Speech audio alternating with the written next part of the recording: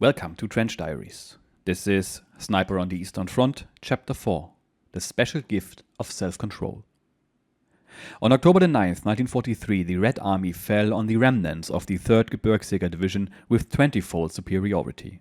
The obligatory opening barrage from 400 Russian artillery pieces and 220 multiple rocket launchers firing more than 15,000 shells per hour began at 10 a.m., subjecting the division to the nerve-wracking horror of helplessness. Ghost-like, the riflemen emerged from the sulfur-streaming, churned-up earth as the bombardment ended to defend their position with desperate courage. Now it could be seen that true soldiers were the product of self-control, experience in battle, toughness, and the determination to see things through. Like a tidal wave, the attack stormed towards them. The Russian reservoir of manpower seemed almost inexhaustible. While the Wehrmacht units withered away through lack of replacements, the enemy's fighting strength increased endlessly. Japan's decision to concentrate its attention on the southern Pacific meant that the Soviets could withdraw many troops from Siberia and deploy them in their western theater. In addition, they recruited every man aged between 14 and 60 without any exemptions. But many of the Russian units were created very quickly and were regarded as little better than cannon fodder. They were put into uniform jackets with their civilian clothes underneath them and received just 2 days training in the use of small arms. Their recruitment and organization was so rushed that not all of them even had weapons. Calculating the losses expected during an attack, only the first waves were given guns. The soldiers coming behind them had to set out unarmed and pick up the weapons of the fallen. The fear of being sent into action among those soldiers expected to fall was outweighed by an even greater fear of punishment, the Russians being mercilessly driven into battle by the Secret Service troops of the NKVD who were posted behind them. This battle was the first in which Sepp saw the Russians shoot their own deserters or indeed anyone who turned back, and how they drove the others forward into the defenders' field of fire without pity. One wave of attackers after another surged up against the German positions to be shot down like rabbits. Subjected to this concentrated fire, the Russian dead and wounded began piling up in front of the German positions like walls. The ensuing waves of attackers then had to climb over their fallen comrades, using their bodies as cover, until the dead were piled so high that the attack actually began to falter as it came up against this ghoulish obstacle. Tanks were sent in to get the attack moving again, driving through the barrier of piled bodies without any consideration for their own wounded soldiers. With a loud noise, the bodies burst apart beneath the drags of the T-34 tanks, their bones snapping like dry wood. The sight of the shredded bodies and the indescribable sound of moaning and screaming was unbearable. Rage grew within the combatants as the fight went on. The riflemen fought like madmen just to avoid going insane at what they saw. When they ran out of ammunition, they went for the enemy with bayonets and shovels instead. Such was the defenders' fury and determination that the Russians were finally forced to abandon their attack in the evening. Being attached to the company commander meant that Sepp was always in the thick of the fighting.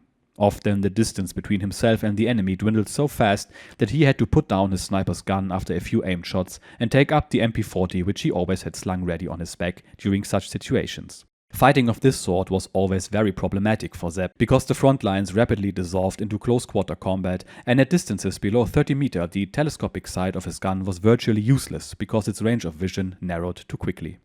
Aiming below the telescopic sight through the open sight was not practicable either, because the telescopic sight restricted his range of vision to a very narrow slit.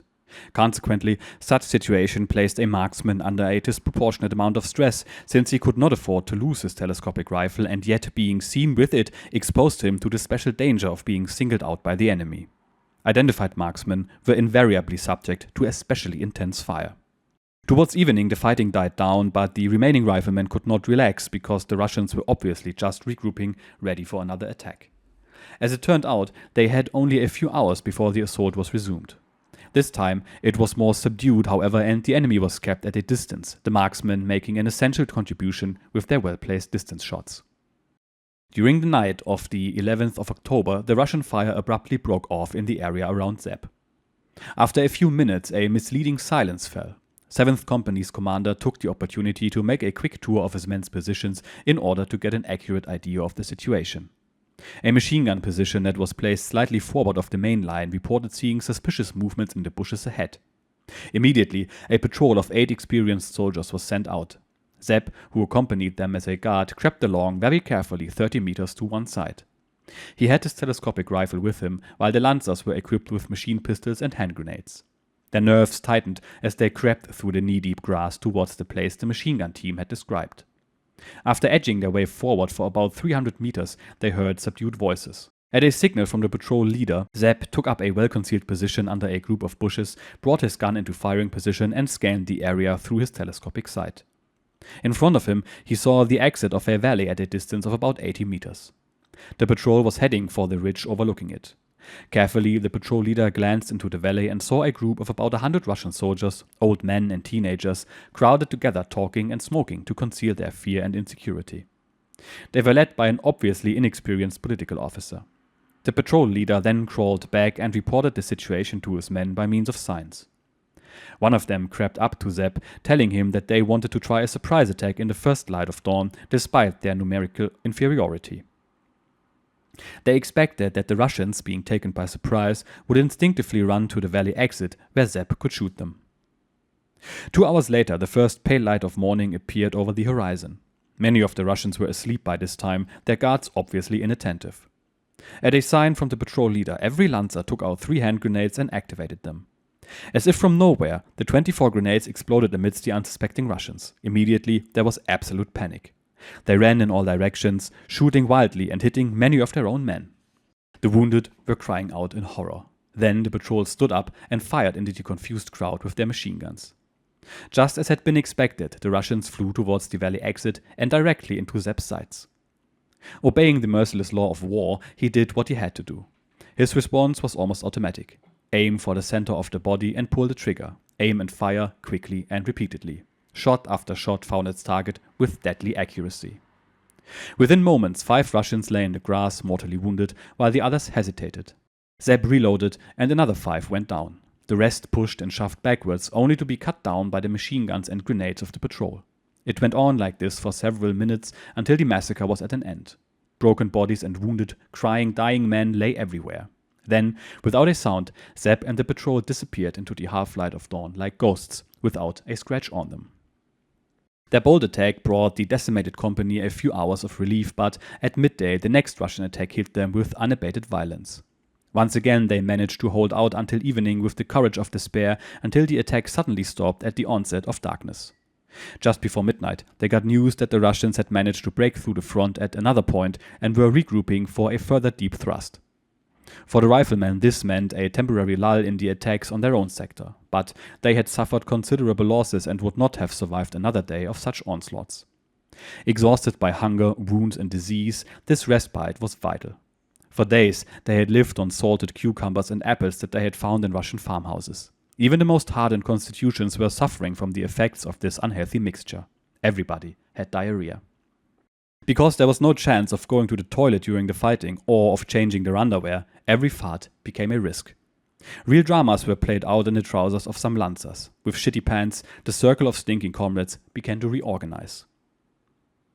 There was hardly a week in which to catch their breath, to get the necessary sleep, or to see to some personal hygiene and to recover their strength from fairly good food. The importance of personal hygiene in particular should not be underestimated. The Wehrmacht had good reason to keep an eye on the physical conditions of its soldiers. During training and when in barracks, its scrutiny included checks on the men's genitalia. The captain of the medical corps would make surprise visits with some ambulance men, and the company had to gather in the canteen where the soldiers had to undress and line up naked. The doctor would then examine their genitalia, looking for the first signs of venereal diseases, inflammation and mycoses that were the results of poor hygiene.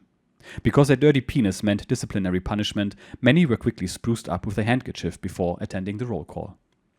Faced with the very real problem of keeping clean during periods of constant fighting, it was vital for the men to see to their personal hygiene at every opportunity.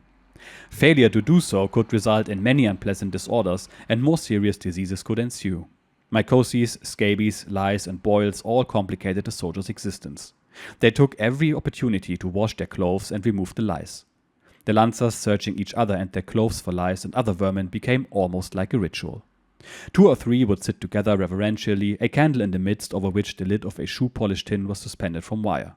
The candle heated the metal lid like a hot plate, and as the pests were found, they were dropped onto the glowing lid to die with a loud hiss, much to the delight of the gloating lancers. After a few days in which the regiment had been able to only partially repair its defenses, the riflemen were hit by the full force of a new Russian offensive and were once again subjected to a merciless fight for survival. Despite occasional German successes and counterattacks, the numerical superiority of the Russians soon began to tell, and terrain had to be given up at a steadily increasing rate.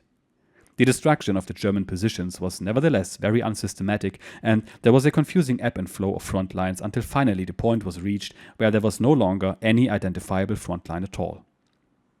Contact between the German units was severed. The outcome of battles became unclear, and every unit seemed to be fighting on its own. It was a psychologically extraordinary unstable situation in which the enormous pressure of fighting while simultaneously fearing to be cut off brought with it the severe risk of panic. Uncontrolled flight would have resulted in catastrophe and annihilation because then the enemy would have been able to push forward without meeting any serious resistance and whole units would have been destroyed. The consequences would have been enormous losses in men and material. At the same time, panic is something deeply human, being the last instinct-driven attempt to save oneself from danger, albeit at the price of organized and cohesive resistance. For a military unit, it meant the end. There is no possibility of preventing an outbreak of collective panic once it sets in. Once panic starts, you need almost superhuman willpower to stand firm and control your desire to run away. And now, after 2 days of uninterrupted fighting, climaxing in the beating and stabbing of men with shovels and rifle butts, the first signs of panic were appearing even amongst the Gebirgsjäger. Individual soldiers thought of running away, and some, succumbing to despair, gave up their will to live and were overpowered without putting up any defense. Yet, as the panic grew, the officers and NCOs set an example by demonstrating their personal bravery and their will to fight. Only by leading from the front, standing side by side with their men, would they be able to prevent the disintegration of the unit. But this sort of leadership was part of the military ethos of the 3rd Gebirgsjäger Division, guaranteeing its survival as a cohesive formation until the very last day of the war. Amidst the carnage, Sepp watched in horrified fascination as 2 Russians leapt into a neighboring trench, where several of his comrades seemed to be paralyzed by dread. One of the Russians got his face split when one of the riflemen lashed out instinctively with a shovel, but the other proved himself an excellent bayonet fighter. With a cat-like smoothness, he parried every attack by the remaining 6 riflemen. Sepp tried in vain to help his comrades, looking in vain for the opportunity to get a clear shot into the confusing melee, but all he could do was watch as one after another they were stabbed to death. It was as if fate itself surrendered them to the Russian skill and ruthless determination. Instead of coordinating their defense to stop him, they let him take them on individually. It was as if they had given up all hope of survival. It was not until the Russian had knocked down the very last rifleman and stood ready to kill him that Sepp managed to shoot him with a well-placed shot. The surviving Lancer looked up incredulously as the Russian's face burst, bone splinters and scraps of tissue splashing down on his face and uniform. Then, his will to survive having been restored by his unexpected rescue, the rifleman scrambled to join Sepp in his own foxhole. This episode demonstrates one of the essential qualities required by a marksman. More than just the practical ability to shoot accurately, he needed the special gift of self-control, to be able to act and react automatically, even in situations that seemed hopeless.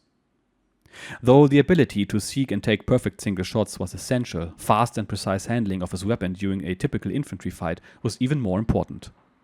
Because of this, good marksmen were more often experienced men than soldiers who were merely well trained in the technical and theoretical aspects of their role. Young marksmen who came directly from training and had no experience usually made about 15 or 20 shots before they fell to enemy fire. The clumsy choice of a position that didn't allow for a rapid and concealed getaway, unwillingness to zigzag through enemy fire, and shooting from one position for too long were their most drastic mistakes. When a marksman was spotted, his position was usually subjected to the fire of heavy infantry weapons such as mortars. If he could not withdraw without being seen, the only thing left for him was to run as fast as possible in the open. Among German marksmen, this was called the Hasensprung, which means the rabbit jump, because it involved jumping up suddenly and sprinting to the next position, which he should have picked out beforehand, in wild swerves and sudden unpredictable double backs. This sprint through enemy fire demanded huge willpower and very strong nerves. Inexperienced soldiers usually stayed in their positions rather than risk it, and there they inevitably died. Although the 3rd Gebirgsjäger Division had fought well, the Red Army had achieved so deep a penetration to its south that it was in danger of encirclement. The Russians had driven a wedge deep into the German front and were now ready for a decisive stroke. At the last moment, just before the final assault began, the order to withdraw behind the Dniepr arrived on October 31, 1943. However, a bridgehead remained around the manganese mines near Nikopol to maintain the production of ore for as long as possible. This bridgehead was to be held by the 3rd Gebirgsjäger Division and 8 other divisions, all of them burnt out and reduced to a quarter of their regulation strength.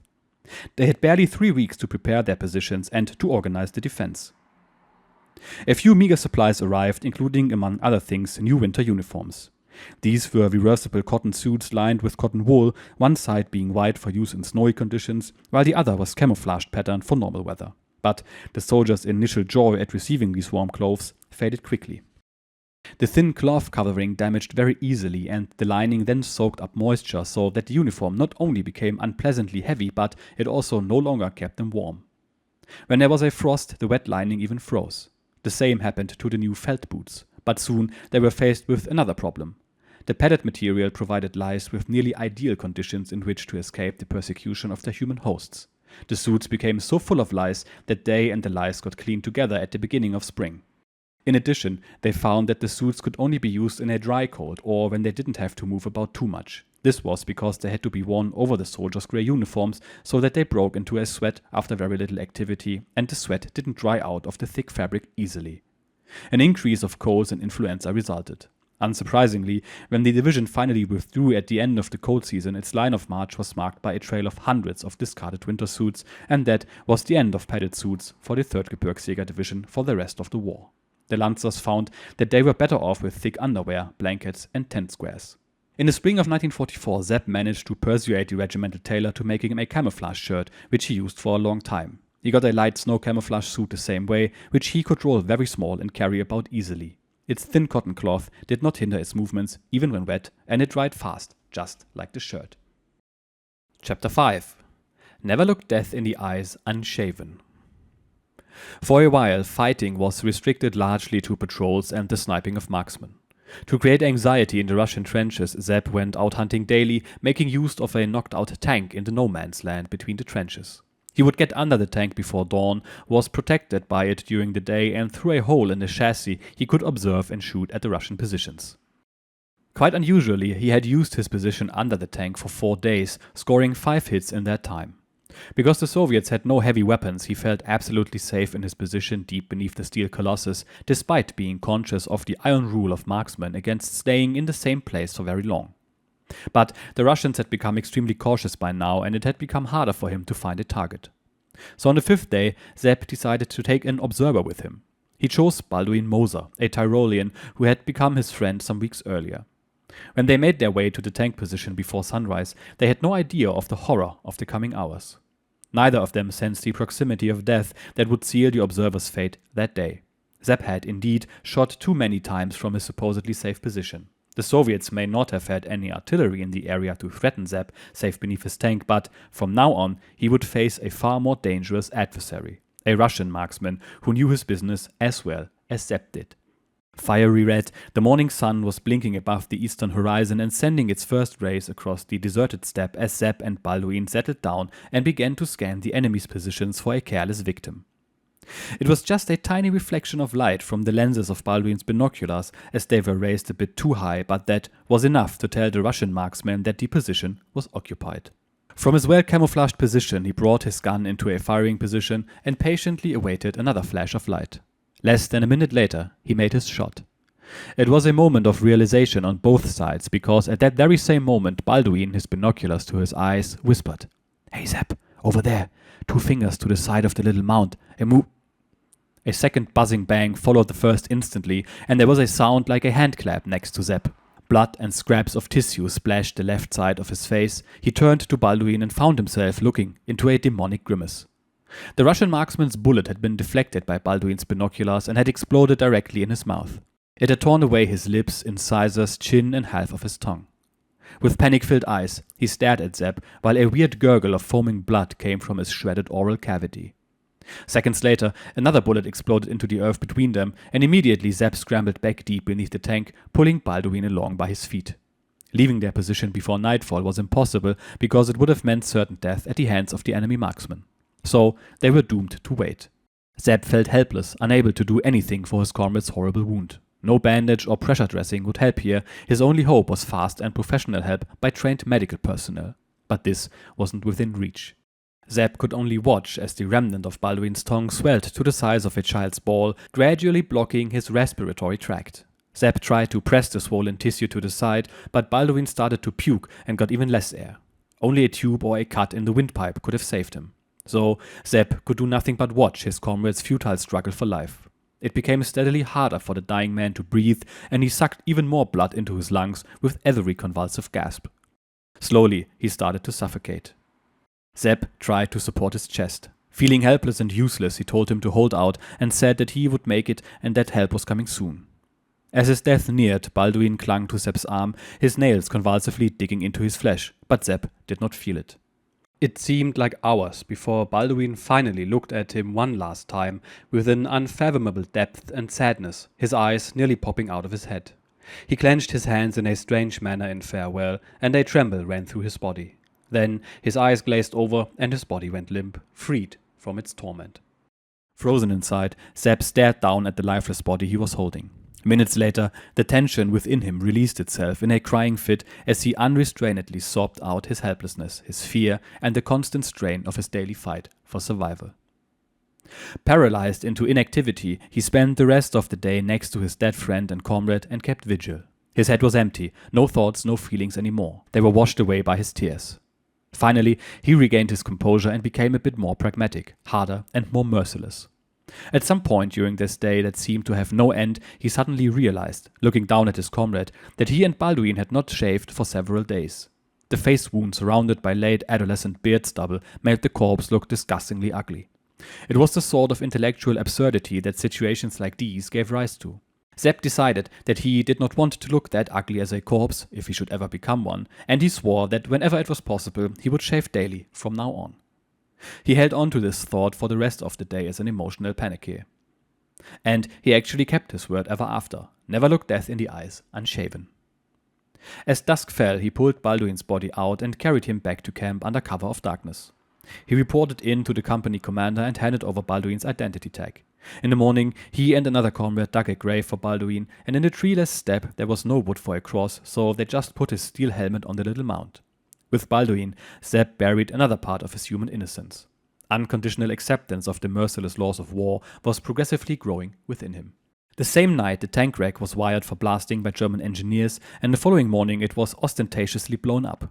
This was done in order to deter the Russians from mounting an artillery strike against it themselves, which would have seriously endangered the German positions. This seems to have been the right decision, since the enemy remained quiet for a short time. But a few days later, the next Russian offensive surged up against the riflemen's positions and over Balduin's grave.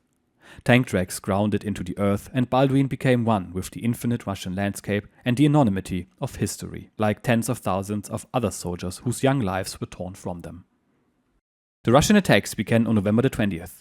They were mounted with less determination than before, so defense was no problem, but despite this, they required the Germans' full attention and inflicted many casualties that further weakened their fighting strength.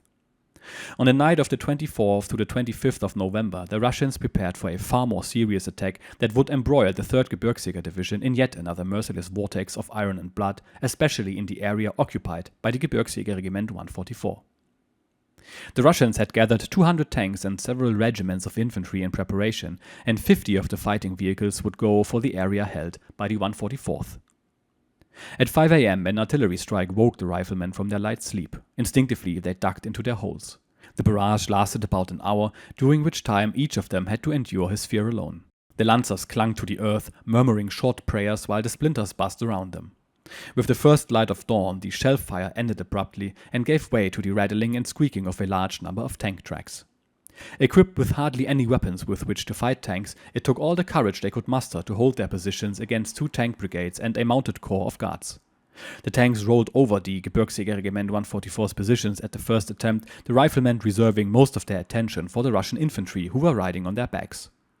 Violent close-quarter combat erupted almost instantly once these tank riders disembarked, quickly spreading as far as the 2nd Battalion's and 7th Company's respective headquarters. In their second wave, the Soviets sent flame-throwing tanks. The infernal screams of the burned and wounded and the smell of scorched flesh undermined the morale of the surviving riflemen. Organized German resistance disintegrated, but every small group of soldiers fought on its own to the last bullet and the last knife. Hundreds of riflemen died under the cruelest of circumstances as the very last vestiges of ethical behavior were cast aside. Nobody took prisoners and there was no consideration for the wounded. While the character of the artillery fire had resembled the irresistible and inescapable power of nature, facing the tank attack called for the last reserves of the Lancers' willpower and self-control. Every fiber of their bodies was tightened to breaking point, and an inner voice cried out to run away and escape as the dull ringing rattle of tank tracks increased in volume amid the silence following the artillery strike. The screeching sound of the tanks was soon joined by the dull explosions of shells. Adrenaline shot into the Lancers' veins and their muscles shook with anticipation as they methodically readied their weapons and grenades for the fight. The Russians were only 100 meters away before the order came to open fire, and the riflemen were able to release their tension. Already the tanks had rolled up. Sepp scanned the men around them and tried to identify the leaders by their equipment and weapons.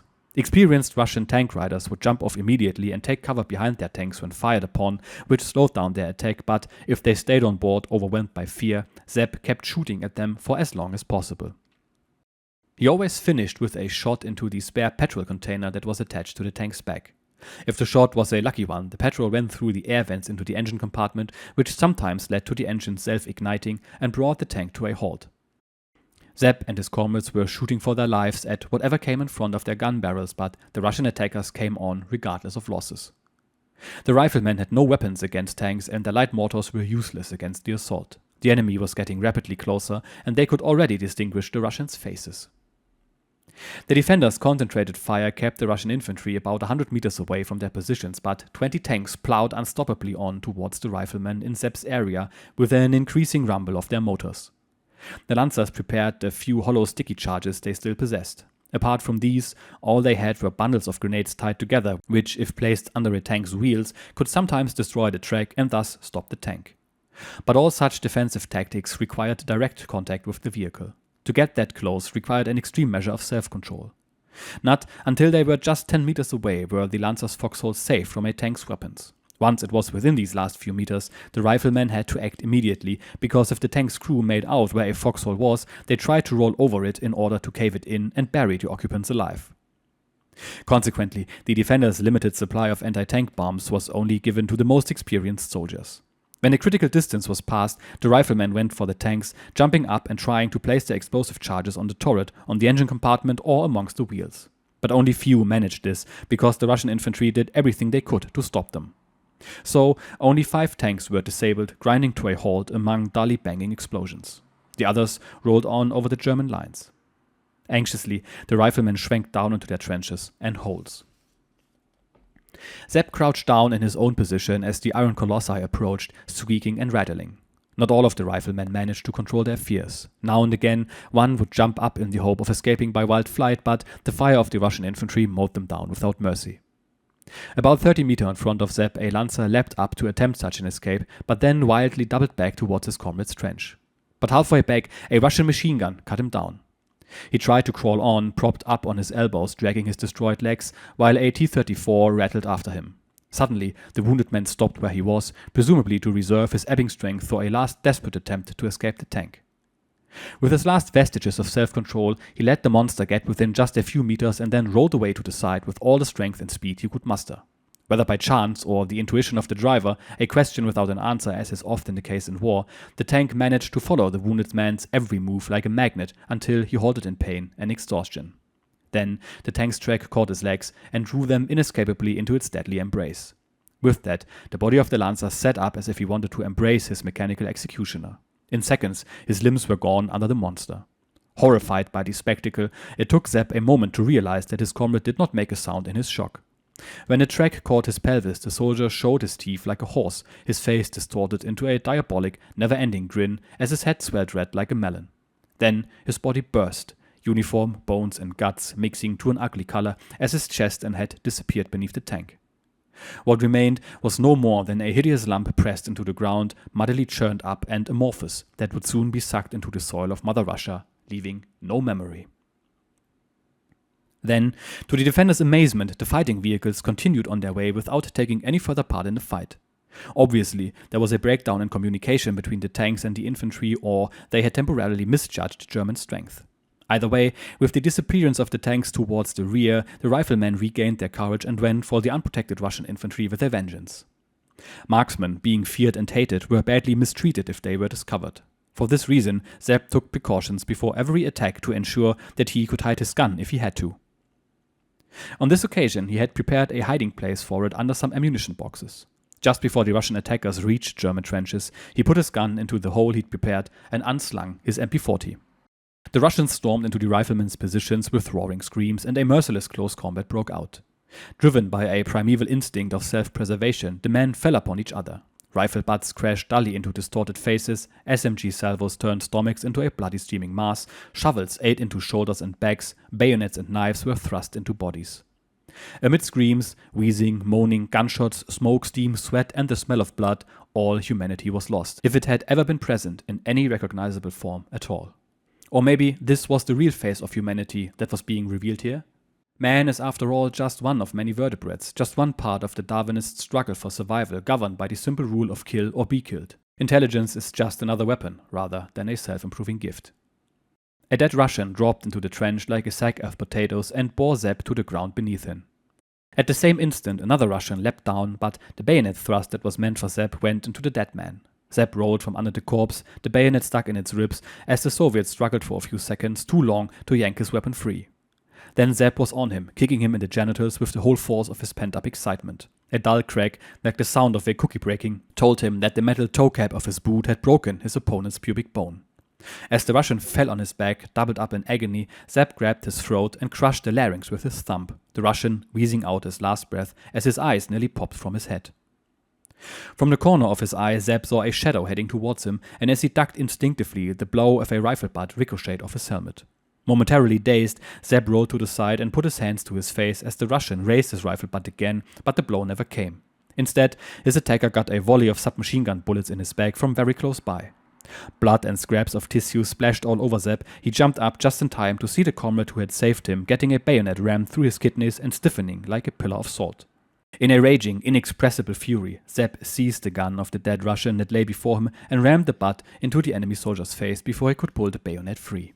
In his rage, Sepp lost all sensation of time and horror and even pain. At some point during the struggle, a load of dirt had been blasted into his face as a hand grenade exploded nearby, and he felt a dull pain in his jaw and nose. Now, as the fight ended, he tasted blood in his mouth and realized there was a sticky mass of it all over his face and neck. The attack had ended as fast as it had begun. A handful of riflemen stood amidst the scene of bloody carnage that resembled a medieval battlefield full of moaning, screaming, dying, and dead soldiers. "Sepp, old boy, come here, you've been hit, let me see." A comrade examined his face. Sepp's right nostril was cut, and in his lower lip were several tiny metal splinters, but there was no time to do anything about it right now. The next wave of Russians was already approaching with loud cries, so they grabbed the weapons and ammunition of fallen comrades and occupied a position 200 meters behind the front line, where they were joined by the survivors of other companies. Sepp had to leave his Russian marksman's rifle in its hiding place. A small group of about 20 riflemen was less fortunate and was unable to reach them. Sepp saw them put up a bitter resistance until the ammunition failed, when the last 5 survivors emerged from their trench with raised hands. They were escorted away by the Russians with kicks and blows of rifle butts. Even though the situation looked hopeless, the riflemen had at least managed to separate the Russian infantry from their tanks. The latter were destroyed in a duel with German assault guns and an 88 battery, so that threat to their rear was removed. By radio, the surviving Lancers were told that 2 of the assault guns were now coming up in support, and when they arrived, the regiment should mount an immediate counterstrike to retake their old positions. Both sides tried to regroup. Sepp was now armed only with a normal Mauser K98, but of course he was an extraordinarily talented and accurate shot even without his telescopic sight, so he managed to hold off the probing attacks of single Russian patrols with rapid, well-aimed shots that were camouflaged by the deafening fire of his comrades. Hardly an hour passed before the assault guns arrived and the counterattack was set in motion. Only about 80 riflemen remained fit enough to join the attack, supported by the 2 fighting vehicles, but the Russians had made a tactical miscalculation and had been unable to replace the casualties they had suffered in their own attack. They were visibly surprised by the sudden German offensive and fled back to their old positions, abandoning the captured trenches to the Germans. Sepp immediately went to look for his telescopic rifle and found it untouched beneath the ammunition boxes. The German attack developed such momentum that their commander decided to push on against the Russians' positions. With his telescopic rifle back in his hands, Sepp managed to gall the enemy with his fast and well-aimed fire, especially by picking out their leading personnel so that they were unable to put up an effective defense. Without their tanks and heavy infantry weapons, the Russian front line began to give way bit by bit as the Germans inflicted as many losses on them as possible. Many Soviets who thought themselves far enough away to be safe were hit by bullets from Sepp's rifle. What an irony of fate, since it was a Russian gun after all. In fighting situations like this, camouflage was not relevant at all. The marksman would simply find a protected position with a good field of fire wherever he could, shoot for as long as possible, and then change to a new one as soon as he was taken under fire or the fighting line moved. Only now, with the Russian attack thrown back, did a medical sergeant see to the wounds in Sepp's face. His nose was plugged and bandaged, and the metal splinters in his lip were pulled out with a magnet. But the wounds were not serious, and Sepp stayed in the front line with its comrades. The Russian line of defense dissolved in the face of the rifleman's determined attack, and Sepp forced his way into the enemy's position with 11 comrades. They were no longer meeting any resistance and found only dead and badly wounded Russians. But the tension did not lessen, because the Russian positions contained well-protected dugouts in which enemy soldiers could be lurking in wait for them. Carefully covering each other, they approached one of these dugouts from which strange gurgling sounds were coming. A rifleman shouted in Russian, "Stavайте! Stavайте!" When nothing happened, he sprayed the dugout with fire from his MP40. Nothing was moving, but the strange sounds did not stop. Carefully, the rifleman edged into the dugout, which was dimly lit through a hole in the roof. He had hardly put a foot inside before he called out to his comrades loudly. Entering, Sepp was confronted by a scene of unbelievable cruelty. There were their 5 comrades who had been captured a few hours before. Foaming, gurgling blood was gushing from their throats, which had been cut a few minutes before so that their fleeing guards did not give themselves away by the sound of gunshots. Their arms and legs were twitching uncontrollably, their hands helplessly clawing at the earth. Sepp and his companions could not help them, and it seemed far too long before their suffering came to an end and their bodies went still. It was events like this that made Sepp hard and merciless. They sowed the seeds of hatred within him that justified killing every enemy who came into the sights of his rifle, without exception. A feeling that was reciprocated on both sides. Everybody had motives and revenge with which to excuse their actions on the battlefield. His comrades were not particularly compassionate either. Sepp observed how a captured Russian sergeant was subjected to the unbridled rage of Lancers who learned of the murder of their 5 prisoners. They wanted information about the enemy's positions, strength, and plans. It didn't matter that the Russian didn't know about any of these things because of his lowly rank. It was really just an excuse to take revenge. Anyway, the information he gave was not good enough for the interrogating lieutenant and his assistants, and they beat his face to make him tell him more. Of course, he still didn't tell them what they wanted to hear, and even if he could have, it wouldn't have been enough. They would just have found another excuse. The beatings became more brutal, and the grilling degenerated into simple torture. Finally, one of his interrogators came up with the idea of driving sharpened matchsticks under the prisoner's fingernails. His horrible cries of pain as they did so just encouraged the torturers even more. It was an experienced sergeant who put an end to it, saying, "Stop that shit, you're no better than Ivan." He pulled his .08 from its holster, put it to the Russian's neck, and pulled the trigger. The Russian's skull exploded, splashing his brains across their consciences. Even the lieutenant did not criticize this disregard of his rank. It was as if the sound of the shot released him from a trance. On November the 27th of 1943, the Russians abandoned their offensive. The German bridgehead had been maintained, but at a considerable price. Gebirgsjäger Regiment 144 had been whittled down to a quarter of its theoretical strength. For nearly 3 weeks, the bridgehead was left in deceptive peace. As winter set in, the fighting diminished to occasional reconnaissance patrols, bouts of harassing fire, and petty skirmishes. But icy rain, mud, and finally frost and snow discouraged the exhausted Lancers. Because they had no drinking water and had to drink from puddles and streams, dysentery and jaundice became rife. What little drinking water they had was used carefully. Their morning toilet consisted of 1 mouthful of water from their water bottle. This they kept in the mouth. 1 bit they spat on their hands to wash them, a second bit they spat into the hollow of their hands to wash their face, and the rest was used to rinse their teeth and was then swallowed. The men looked like ghosts. Sepp's once boyish face now resembled that of a 40-year-old. His eyes were sunk into their sockets, and his expression had become callous and bitter as a result of the inhumanity he witnessed daily. War had chiseled his features as if from granite. He was just 19, but he had the hardened face of a merciless veteran. Now Sepp was hunting daily, his well-aimed shots inspiring fear and anxiety in the Russian lines. At the same time, he was able to bring back important information about the enemy's tanks, artillery positions, and troop movements. While the Germans received few reinforcements or supplies, the Russians were able to bring up masses of men and material from the Russian heartland without pause or fear of hindrance. Thus, they were able to mount a major new offensive against the German bridgehead on December the 19th with 10 complete divisions. Undisturbed by the Luftwaffe or anti-aircraft fire, Russian dive bombers and fighters also participated in the attack. Never-ending waves of tanks and infantry surged up against the German positions, and in 12 days of endless fighting, the 3rd Gebirgsjäger Division was almost annihilated. In places, just 2 riflemen had to defend 100 meters of front line against 50 times as many Russians. Added to this, the resistance of even the most experienced Lancers was being worn down by the strain of constant and uninterrupted fear. On December the 31st, there were several outbreaks of panic among the soldiers, but in the risky situation, the regimental aide-de-camp and weaponry officer proved themselves by their great bravery. They drove up to the front lines on a motorcycle and rallied the soldiers by their mere presence. 7th Company had been holding out against constant attack for days. Repeatedly changing his position, Sepp tried to force the Russians to seek cover by fast shooting to ease the burden of his comrades. As if by a miracle, he remained unhurt by the hail of enemy bullets in contrast to his comrades. It was with horror that he saw how rapidly they were falling. Entire stretches of trench were now defended by just 1 or 2 men. In situations like this, it needed very little to push a man into headlong fight. Dwindling supplies of ammunition, the sudden realization that one hadn't seen a single friendly face for hours, loss of contact with headquarters, the death of an officer, the lack of care for the wounded, the flight of comrades, all of these were enough to push a man over the edge. Sepp too felt the urge to seek supposed safety by flight, although he had the invaluable advantage of being able to move around freely within the area occupied by his unit.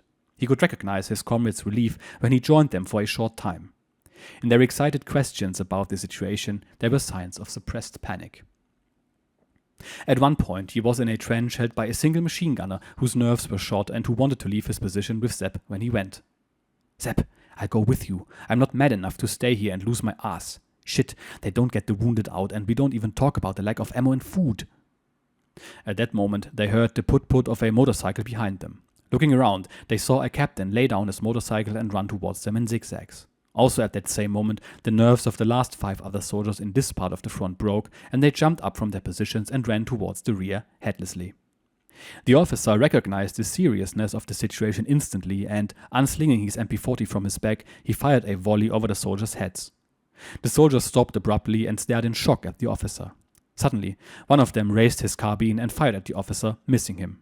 The captain, already having his MP in a firing position, took the Lancer in his sights and said, "Lower your weapons and get back to your positions, assholes!" At that, the Lancers came back to their senses, and lowering his own weapon, the officer went over to the group. The sudden sound of a falling Russian mortar shell forced them to hit the dirt. Sepp saw the officer jump into the trench, and the soldiers followed him. 10 minutes later, he crawled over to Sepp and the machine gunner. Filthy and exhausted, his presence nevertheless gave them confidence, even while a Russian salvo soared overhead and threw up fountains of earth behind them. Clods of mud pattered down all around. "Men, don't do any stupid shit, just hold out," he said. "We've got everything under control. The Ivan's pressure is decreasing, we've held out brilliantly so far. Now, we're preparing a new defensive line in readiness for a tactical withdrawal. The lines of communication will be working again soon. Hold out as long as you can, boys. I'm relying on you, trust me." He gave them a tin of chocolate, and they pounced on it greedily while he disappeared in search of the next trench, dodging from cover to cover as he went. Half an hour later, Sepp left the machine gunner in search of a new position. It was amazing what an effect the appearance of an officer had on the soldiers. The riflemen held out. A tactically disastrous and potentially deadly panic had been averted. The front line held. But not all the soldiers held out under the constant strain. One way to escape the horror of the front was to fake a disease or a wound. There were men who specialized in this deception as if it was a science, and who shared their knowledge only with chosen comrades. For example, they learned that eating Nivea cream led to the same symptoms as yellow jaundice, and when deliberately wounding yourself by, for instance, a shot through the hand or the foot, they found that if you shot through a piece of Kommissbrot, which is army bread, it prevented the telltale signs of gunpowder burns around the edge of the wound. Ahead of major attacks or during constant fighting or adverse conditions, the losses through faked injuries and diseases increased. Officers and sergeants were subjected to the same strains as their men, and some routes were actually the result of soldiers being abandoned by their leaders. Surprised by the German steadfast resistance, the Russians broke off their attack on Sepp's sector and shifted their attention to the northeast to support a more promising offensive. But the German reconnaissance teams did a good job, so they knew about the transfer of the main area of the attack. The few soldiers of the regiment who were still fit enough to fight were gathered from their trenches. It was with great satisfaction that they found the motorcycle riding captain had told them the truth and that a new defensive line really had been prepared. The exhausted lancers were laying around like sandbags in the relative safety of the assembly point when a medical sergeant came up. "Men, prepare yourselves. This will get you back on your feet." He went from man to man, distributing small glass tubes containing pills with a label that read pervitin. This is a methamphetamine which suppresses feelings of hunger, increases stamina, and dispels the need for sleep. "Whenever you think you can't hold out anymore," he said, "take one of those pills and your motor will start running again. But don't take too many or else you'll flake out before you can say peep. When you've taken one, then you'll be ready. So, have a good fight. Cheers." And with that, he returned to see to some wounded men who were being brought in. There were just a few hours left for rest and comatose sleep before they were pulled to their feet again and ordered to take one of the pills. With that, they got a cup of hot coffee, their first for a long time, and there were even a few bottles of spirits going round so that everybody got a good swig. But coffee and spirits always meant that bad news was about to follow. And so it was this time. Just half an hour later, they were transferred to the sector threatened by the new Russian attack, where they were to support a harried infantry division. Welcome to the After Action Report. Many things to talk about in this episode. The first being the effects of good leadership. The German army was and still is well known for its very specific approach to leadership. The approach goes beyond mere training and education. A German officer candidate has to practically rise through the ranks before he gets commissioned. He has to take on various NCO roles during the 3 years it takes to complete his training, the first being a team leader during basic training of new recruits.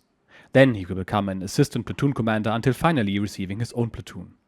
This has the extremely beneficial effect of learning what it means to be a good soldier and learning about the needs of the simple private, corporal and sergeant. As the saying goes, you can only become a good leader if you've at some point learned to follow. I personally enjoyed this time very much, especially the training of conscripts, back when we still had conscription, was something that made me feel very proud. Then, when I was a newly minted second lieutenant, I knew exactly what the men needed and acted accordingly. In fact, I did something very similar that the motorcycle captain did in this episode and can attest to its usefulness. During an exercise in the winter time, the weather was miserable and all the new guys were suffering from cold and dampness. I, as the company XO, would move from platoon to platoon and carry Kinder chocolate balls with me. After chatting with the men for some time, I would toss each of them some chocolate and then, gracefully but highly energetic, roll back out of the trench while making the obligatory "hurrah" noise. You could see the men's faces light up immediately and their morale was fortified. Good times. We also learn about pervitin in this episode, its use being something that for a long time wasn't widely known. It's basically crystal meth and was usually distributed in pill form, giving the men one last ounce of energy. Chemically speaking, it's very close to adrenaline and would suppress hunger and tiredness. The downside is that it creates an addiction and can lead to psychosis. But that now is the least of Sepp's problems, because the unrelenting force of the Russian army is upon him. We will see how the battle continues in the next episode. I will see you then. If you've made it this far, consider subscribing, liking and commenting. I read every single comment and try to answer each one too. Cheers.